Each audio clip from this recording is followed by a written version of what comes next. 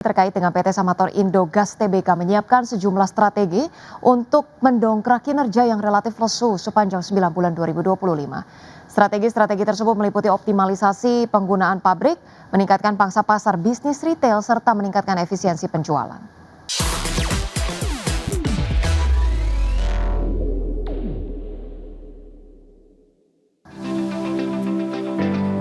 Menjelang tahun 2026, PT Samator Indogas Tbk menyiapkan sejumlah strategi untuk mendongkrak kinerja yang relatif lesu sepanjang 9 bulan 2025. Wakil Direktur Utama Samator Indogas, Sigit Purwanto, menyatakan hingga saat ini perseroan telah mengoperasikan total 60 pabrik dan 103 stasiun pengisian yang tersebar di 29 provinsi di Indonesia.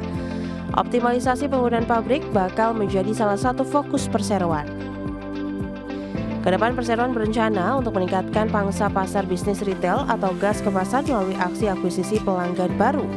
Selain itu, guna memperkuat pangsa pasar, perseroan juga berencana melakukan penambahan variasi produk di lokasi stasiun pengisian yang saat ini telah tersedia. Adapun sepanjang periode 2024-2025, perseroan AGII telah melakukan sejumlah ekspansi dengan membangun beberapa pabrik baru. Selain melakukan pemanfaatan yang optimal terhadap pabrik, perseroan juga berencana untuk meningkatkan efisiensi penjualan dengan mengurangi biaya non-kritikal dan non-value added. Selain itu, perseroan juga akan lebih memanfaatkan penggunaan teknologi dalam proses bisnisnya.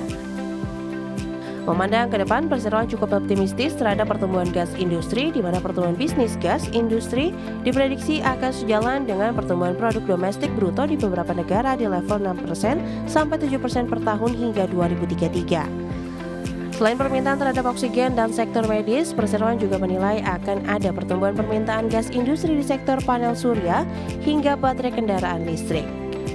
Berbagai sumber, iDectional.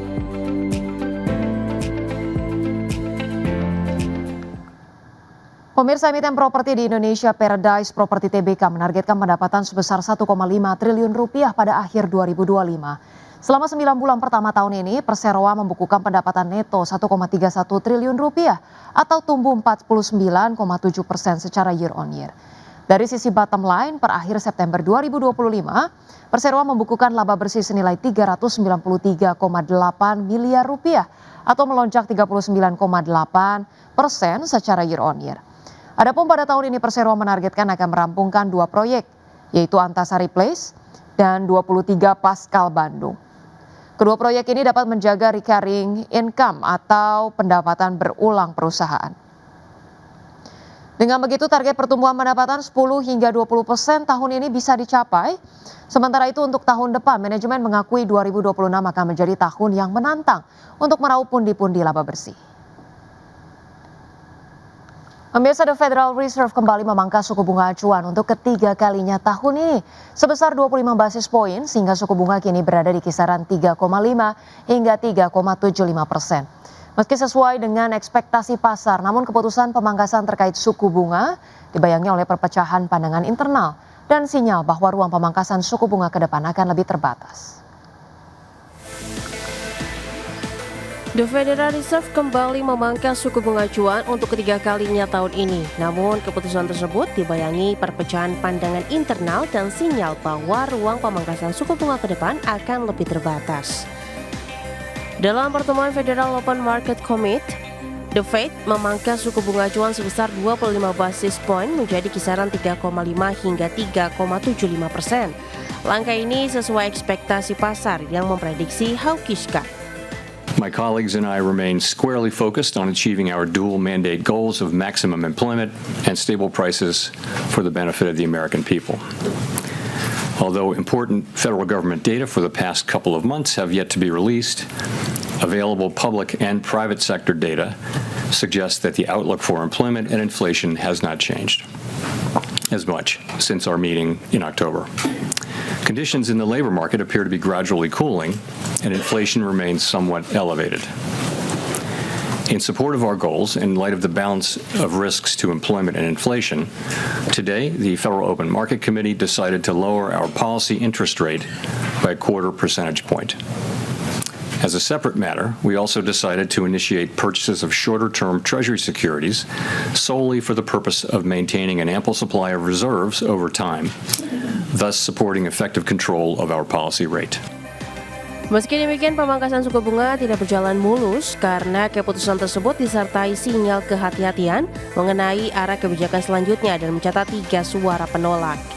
Dengan demikian, keputusan 9-3 menjadi yang paling terbelah dan belum pernah terjadi sejak September 2019. Adapun Gubernur Stephen Miran kembali menolak keputusan tersebut karena menginginkan pemangkasan lebih tajam sebesar 0,5 poin. Sementara Presiden The Fed Kansas City, Jeffrey Smith, dan Presiden The Fed Chicago, Austan Goolsbee, justru memilih mempertahankan suku bunga. Perbedaan pendapat ini kembali mempertegas jurang antara kubu hawkish yang waspada terhadap inflasi dan menyukai suku bunga tinggi, sedangkan kubu dovish yang lebih fokus menjaga pasar tenaga kerja. Berbagai sumber, IDX Channel.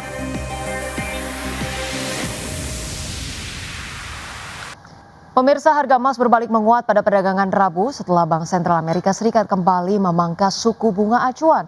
Namun ketidakpastian mengenai arah kebijakan moneter tahun depan masih membayangi pasar. Harga emas spot naik 0,7% menjadi 4.236 dolar Amerika per ons. Sedangkan harga emas berjangka Amerika Serikat untuk kontrak pengiriman Februari ditutup turun 0,3% menjadi 4.224 dolar per ons. Adapun sebelumnya The Fed memutuskan untuk memangkas suku bunga acuan dalam pemungutan suara yang kembali terpecah, namun memberikan sinyal kemungkinan jeda pada pemotongan selanjutnya. Pejabat Bank Sentral menilai perlunya sinyal yang lebih jelas mengenai arah pasar tenaga kerja dan inflasi sebelum melanjutkan langkah pelonggaran lanjutan.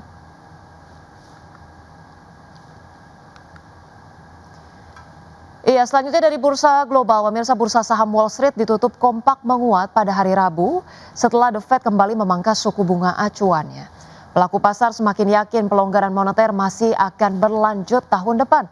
Adapun pemangkasan suku bunga sebesar 25 basis poin pada FOMC Desember merupakan yang ketiga kali berturut-turut sehingga Fed Funds Rate kini berada pada kisaran 3,5 hingga 3,75%.